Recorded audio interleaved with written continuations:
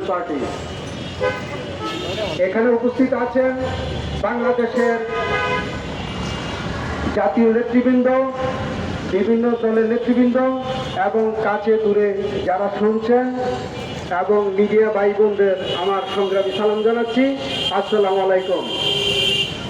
প্রিয় সুধী, আজকে ঢাকার রাজধানী জাতীয় প্রেস ক্লাবের সামনে আমরা আরেকটা লং মার্চ দিবস পালনের জন্য যেই সময়টুকুতে এখানে আপনাদের সামনে উপস্থিত হয়েছি, তার পূর্বে একটি আলোচনা সভায় আমাদের একজন নেতৃবৃন্দ এই লং মার্চকে কেন্দ্র করে আলোচনা সভায় বক্তব্যরত অবস্থায় তিনি ইন্তেকাল করেছেন। তার জন্য আজকের এই মানববন্ধন আলোচনা সভা আমরা সংক্ষিপ্ত পরিসরে আমরা উপস্থাপন করছি।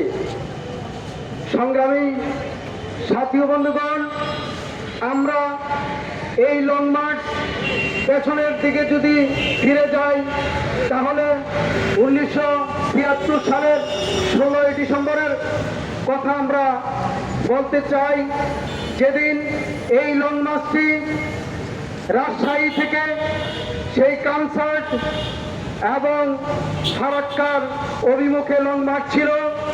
সেই লং মার্চের কারণ কি ছিল সেদিন নেতৃবৃন্দরা অবশ্যই জানে, এবং আজকের যারা ইতিহাস এবং আমরা 70-75-এর পরে জন্মগ্রহণ করেছি, আমরা সেই ইতিহাস হয়তো ততটা মনে রাখছি না।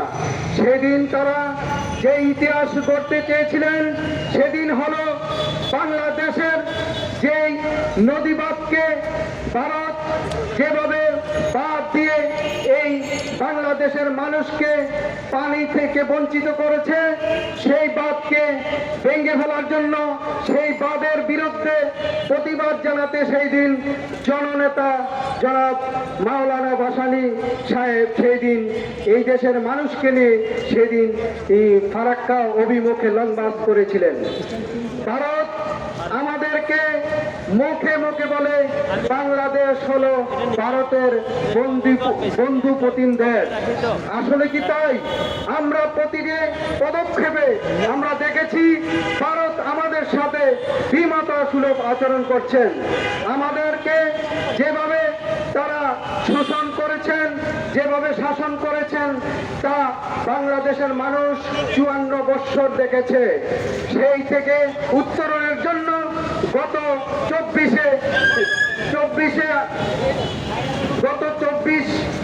2024 সালের 5ই আগস্ট তার প্রতিবাদে একটি সরকারকে প্রতিহত করেছে। সেই নির্মম পরিহাস আমরা আজকে আবার পুনরায় আমরা দেখতে চাই না। আমরা বাংলাদেশ সরকারকে বলবো, বাংলাদেশ যে অন্তর্বর্তীকালীন সরকার আছে তাদের প্রতি আমাদের আহ্বান থাকবে, আপনারা যদি এর সমাধান করতে পারেন তাহলে আপনাদেরকে স্যালুট, আর যদি সমাধান করতে না পারেন একটি নির্বাচন দিয়ে আপনারা আপনাদের পদ থেকে সরে দাঁড়ান। পরবর্তী সরকার সেই ব্যবস্থা গ্রহণ করবে। আমি আমার নেতৃবৃন্দদেরকে বলবো, আপনারা সেই ব্যাপারে বাংলাদেশ যে অন্তর্বর্তীকালীন সরকার আছে তাদের প্রতি উদাত্ত আহ্বান জানান। এবং আমি মনে করি যে বাংলাদেশ সরকার যদি সচেষ্ট হয় তাহলে এই ফারাক্কা বাঁধকে এখানে ভেঙে দিতে পারবে এবং আন্তর্জাতিকভাবে সেটাকে গ্রহণযোগ্যতায় আমাদের আনতে হবে।